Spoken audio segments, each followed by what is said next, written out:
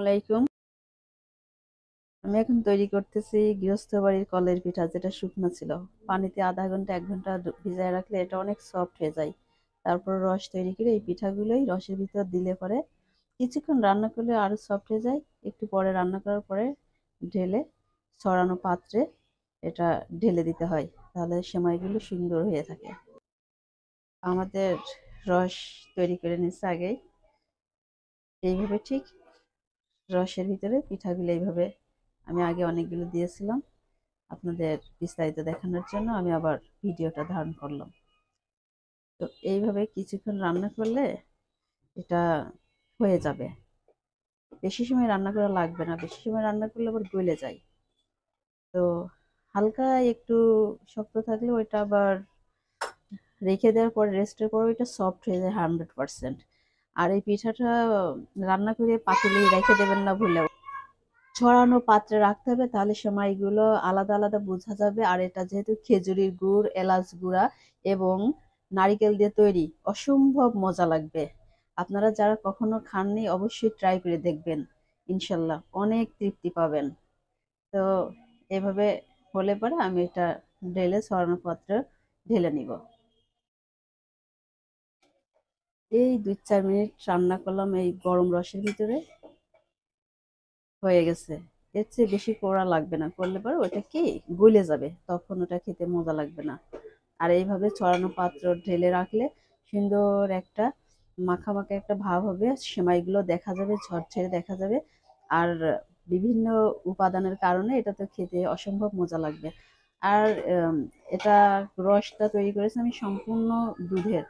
আপনার যদি পানি মিশান সেটাও করা যায়, তবে 100% টেস্ট পাওয়ার জন্য এটাই উত্তম। আমাদের পিঠাটা এখন ঢেলে দেখাচ্ছি যে আসলে কেমন হবে এটা। কালারটা যদিও মোবাইলে অনেক সাদা দেখাচ্ছে, কিন্তু এতটাও সাদা না, সুন্দর একটা কালার আসছে বাস্তবে। তো এই তো সেমাইগুলো দেখা যাচ্ছে। এই পিঠাটা ঠান্ডা হওয়ার পরে, অবশ্যই ঠান্ডা হওয়ার পরে খেতে হবে, অনেক মজা লাগবে। তো গৃহস্থ বাড়িতে যে পিঠাটা পাওয়া যাচ্ছে, কলের পিঠাটা, এটা মূলত নতুন আতপ চাউলের গুঁড়া দিয়ে তৈরি করা।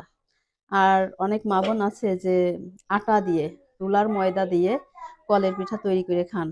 তারা যদি একবার এইভাবে খান, আমি মনে করি ওইটা হয়তো বা অ্যাভয়েড করে দিতে পারবেন।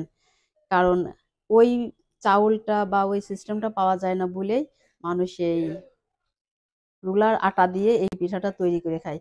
কিন্তু অরিজিনালে এই পিঠাটা এসেছে এই পিঠাটা থেকেই। এখন এই দারচিনিটা, তেজপাতাটা ফেলে দেবো, এটা দেওয়া হয়েছিল সুঘ্রাণের জন্য।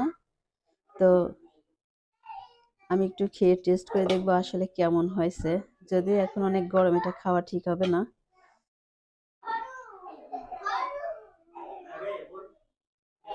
আমি একবার এই পিঠাগুলো তৈরি করেছিলাম, তৈরি করে পাতিলে রেখে দিয়েছিলাম, বিশ্বাস করেন একদম হালুয়া হয়েছিল। হালুয়া এর চেয়ে ভালো হয়ে থাকে। তারপরে চিন্তা করলাম আমার মা চাচিদের হাতে খাইছে, এমনটা হতো না তো। পরে মেমোরিতে আসছে যে আমার মা চাচির অনেক বড়, যে গ্রামে যে বড় থালা পাওয়া যায়, ওই বড় থালাতে হচ্ছে যে পিঠাটা সাথে সাথে ঢেলে নামাইতো, যে দ্রুত না নামানো লাগবে। ওই সিনটা মাথায় আসছে, তারপরে আমার বুঝতে পারছি যে আসলে সেমাই পিঠাটা এইভাবে ছড়ানো পাত্র রাখতে হয়। বিসমিল্লাহির রহমানির রহিম।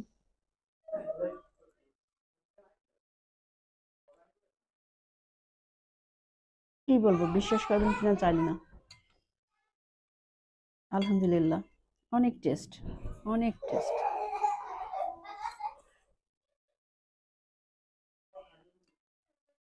খেজুরির গ্রান, গুড়ের একটা ঘ্রাণ, এলাচের একটা ফ্লেভার, নারিকেলের কুচিগুলো দাঁতের নিচে পড়ছে। আর সম্পূর্ণ খাঁটি দুধের তৈরি সেমাই পিঠা, আলহামদুলিল্লাহ অসম্ভব মজাদার। তো সবাই ভালো থাকবেন, আল্লাহ হাফিজ।